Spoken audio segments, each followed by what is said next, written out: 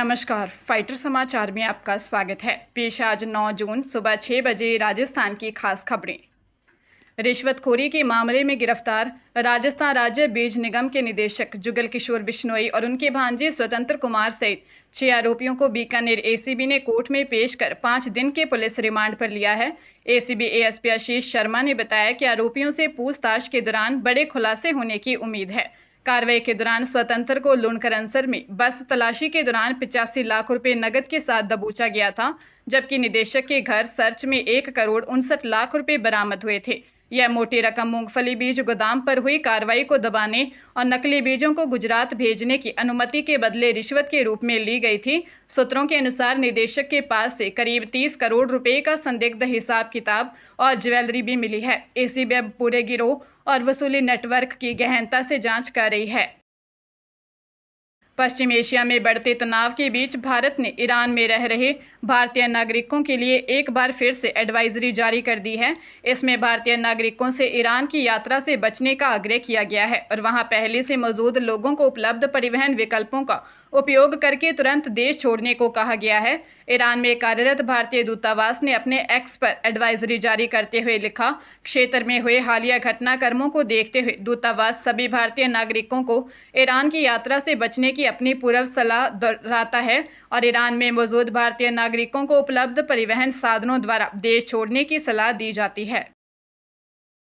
जयपुर विकास प्राधिकरण द्वारा जगतपुरा के नंदपुरी अंडरपास क्षेत्र में 80 फीट चौड़े सेक्टर रोड पर बाधा रहित करने के लिए बड़ा इंफ्रास्ट्रक्चर क्लियरेंस अभियान चलाया जा रहा है। भारी पुलिस बल की मौजूदगी में सड़क सीमा में आने वाले 5 प्रमुख धार्मिक स्थलों को हटाने की कार्रवाई बेहद योजनाबद्ध तरीके से चल रही है। इन धार्मिक संरचनाओं में 1 मस्जिद, 2 मंदिर, 1 सत्संग भवन और 1 मजार शामिल है। यातायात सुचारू करने के लिए करीब 1.5 किलोमीटर लंबे मार्ग को पूरी तरह बैरिकेड्स लगाकर सील कर दिया गया है। अफवाहों को रोकने और कानून व्यवस्था बनाए रखने के लिए एहतियातन जयपुर उत्तर और जयपुर पूर्व पुलिस जिलों में मोबाइल इंटरनेट सेवाएं भी बंद कर दी गई हैं। प्रशासन द्वारा ड्रोन से निगरानी रखी जा रही है और इस कार्रवाई पर पूरी तरह शांतिपूर्ण ढंग से आगे बढ़ रही है। राजस्थान की राजनीति में पूर्व मुख्यमंत्री अशोक गहलोत ने 2022 के राजनीतिक घटनाक्रम वाले हालिया बयान पर सियासत गरमा गई है। गहलोत ने दावा किया कि उस समय का घटनाक्रम आलाकमान के खिलाफ बगावत नहीं बल्कि सचिन पायलट को मुख्यमंत्री बनने से रोकने की आंतरिक असहमति थी। उनके इस बयान पर पलटवार करते हुए भाजपा प्रदेशाध्यक्ष मदन राठौर ने कहा कि कांग्रेस में नई पीढ़ी के आने से गहलोत की बेचैनी बढ़ गई है। राठौर ने आरोप लगाया कि गहलोत केवल सुर्खियों में बने रहने और अपना राजनीतिक वजूद बचाने के लिए ऐसे बयान दे रहे हैं। वे आज भी पायलट को बच्चा समझकर उन्हें आगे बढ़ने से रोक रहे हैं ताकि पार्टी आलाकमान अब युवा चेहरों को आगे ला रहा है। दूसरी तरफ भाजपा अध्यक्ष ने कहा कि सूबे की मौजूदा डबल इंजन सरकार बिना किसी बयानबाजी के पूरी तरह विकास और सुशासन के काम में जुटी हुई है। चूरू जिले की बीदासर थाना पुलिस ने हनी ट्रैप के बड़े मामले का भंडाफोड़ करते हुए मुख्य आरोपी महिला को गिरफ्तार किया है, जबकि उसके एक सहयोगी को हिरासत में लिया है। थाना प्रभारी दिलीप सिंह ने बताया कि पीड़ित ने रिपोर्ट दी थी कि एक महिला ने उसे जाल में फंसाकर शारीरिक संबंध बनाए और फिर मामला रफा दफा करने के बदले 3 लाख रुपए मांगकर ब्लैकमेल करने लगी। पीड़ित की शिकायत पर पुलिस ने टीम गठित कर तकनीकी साक्ष्यों के आधार पर मुख्य आरोपी बीकानेर निवासी 31 वर्षीय महिला जया धोबी को गिरफ्तार कर जेल भेज दिया। साथ ही पुलिस ने उसके साथी बीदासर निवासी 50 वर्षीय सहयोगी सत्यनारायण प्रजापत को भी हिरासत में लेकर पूछताछ शुरू कर दी है। जांच में सामने आया है कि यह गिरोह पहले भी सक्रिय रहा है और साल 2025 में भी इनके खिलाफ बीदासर थाने में मुकदमा दर्ज हुआ था। कजाकिस्तान से एमबीबीएस करने के बाद भारत के ज़रूरी फॉरेन मेडिकल ग्रेजुएट एग्जामिनेशन पास किए बिना फर्जी सर्टिफिकेट के जरिए मेडिकल प्रैक्टिस करने वाले 108 डॉक्टर राजस्थान एसओजी की रडार पर आ गए हैं। हाल ही में गिरफ्तार 3 डॉक्टरों से पूछताछ में इस बड़े रैकेट का खुलासा हुआ है। जांच के अनुसार यह गिरोह दौसा, अलवर, भरतपुर, करौली, सवाईमाधोपुर और जयपुर ग्रामीण क्षेत्रों में सक्रिय है। आरोपी डॉक्टर विदेश से लौटने के बाद परीक्षा में फेल होने पर मुख्य सरगना भानाराम माली के सिंडिकेट को 20 से 30 लाख रुपए देकर फर्जी दस्तावेज और राजस्थान मेडिकल काउंसिल में रजिस्ट्रेशन हासिल करते थे। गिरफ्तार डॉक्टर नरेश गुर्जर ने खुद का सर्टिफिकेट बनवाने के साथ अन्य डॉक्टरों के लिए दलाली भी की थी। मामले में आरएमसी के पूर्व रजिस्ट्रार डॉक्टर राजेश शर्मा और स्टाफ सहित अब तक 25 आरोपी गिरफ्तार हो चुके हैं। गुरुग्राम के अशोक विहार में पारिवारिक विवाद के चलते एक सुरक्षा अधिकारी अनिल तंवर ने अपने स्कूल प्रिंसिपल पत्नी आशा और बेटे प्रशांत की लाइसेंसी रिवॉल्वर से 14 गोलियां मारकर हत्या कर दी। आरोपी की बेटी ने पुलिस को बताया कि तीसरी मंजिल पर माता पिता के बीच झगड़ा हो रहा था। जब भाई प्रशांत बीच बचाव करने पहुंचा तो गुस्से में आकर पिता ने दोनों पर ताबड़तोड़ गोलियां चला दी। वारदात के बाद आरोपी बेटी और बहू को भी मारने के लिए दौड़ा, लेकिन दोनों ने किराएदारों के घर में छिपकर अपनी जान बचाई। सेक्टर 5 थाना पुलिस ने घटनास्थल से हथियार और खाली कारतूस बरामद किए हैं।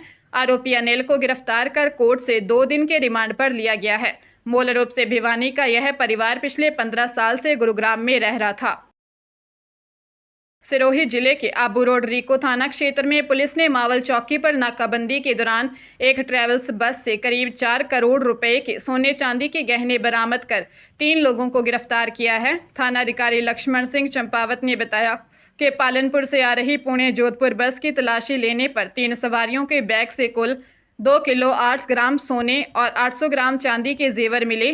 पकड़े गए आरोपियों से बरलूट निवासी रमेश कुमार के पास से 1 किलो 350 ग्राम सोना और 300 ग्राम चांदी, पालड़ियम निवासी गजेंद्र सिंह से 890 ग्राम सोना और बरलूट निवासी चंदूलाल से 571 ग्राम 5 मिलीग्राम सोना और 500 ग्राम चांदी बरामद हुई। पूछताछ में आरोपी इन गहनों से जुड़े कोई वैध दस्तावेज या बिल पेश नहीं कर पाए। पुलिस ने बिना कागजात के कीमती आभूषण ले जाने के आरोप में तीनों को हिरासत में लेकर आभूषणों की खरीद फरोख्त के संबंध में गहन जांच शुरू कर दी है। बेलवाड़ा के शास्त्री नगर निवासी बुजुर्ग और दिव्यांग कारोबारी महावीर पारख ने अपने पूर्व सहपाठी रविंदर बोरदिया पर करीब 1 करोड़ 80 लाख रुपए हड़पने का आरोप लगाया है। पीड़ित ने इस संबंध में सिटी कोतवाली थाने में परिवाद दर्ज करवाया है। परिवाद के अनुसार वर्ष 2015-16 में एक जमीन सौदे से मिली राशि को आरोपी ने विभिन्न फर्मों के बैंक लोन खातों में सीधे जमा न कराकर अपने माध्यम से जमा कराने की सलाह दी थी। आरोपी ने अधिक ब्याज का झांसा देकर पूरी रकम ले ली और सुरक्षा के तौर पर 60 लाख रुपए का चेक दिया। जुलाई 2025 में महिला अर्बन कोऑपरेटिव बैंक से संपर्क करने पर पीड़ित को पता चला कि एक खाते को छोड़कर कहीं भी राशि जमा नहीं हुई। आरोपी पर रकम हड़पने और धमकी देने का आरोप है। एएसआई अशोक सोनी मामले की जांच कर रहे हैं। दौसा पुलिस ने नकली नोटों की डिजाइनिंग और एडिटिंग करने वाले मुख्य आरोपी गुलशन को दिल्ली के रोहिणी से गिरफ्तार किया है। एसपी पीयूष दीक्षित के निर्देशन में यह कार्रवाई कोतवाली थाने में दर्ज नकली नोटों के मामले की जांच के दौरान की गई। पुलिस पूछताछ में सामने आया है कि आरोपी नकली नोटों की डिजाइन तैयार कर उन्हें छापने में मदद करता था और उसने राजस्थान में भी नकली नोटों की सप्लाई की थी। इस मामले में पुलिस ने पहले ही आयुष कुमार मीना को 40,000 और एक किशोर को 47,000 रुपये के नकली नोटों के साथ पकड़ा चुकी है। इसके अलावा फरीदाबाद से मुख्य सरगना संतोष सिंह और विशाल उपाध्याय को गिरफ्तार कर उनके कब्जे से 24,37,000 रुपये के नकली नोट और प्रिंटिंग उपकरण बरामद किए हैं। फिलहाल पुलिस आरोपियों को रिमांड पर लेकर पूरे नेटवर्क की जांच कर रही है। जोधपुर के बन्नाड थाना क्षेत्र में एक युवक के साथ साइबर ठगी का मामला सामने आया है।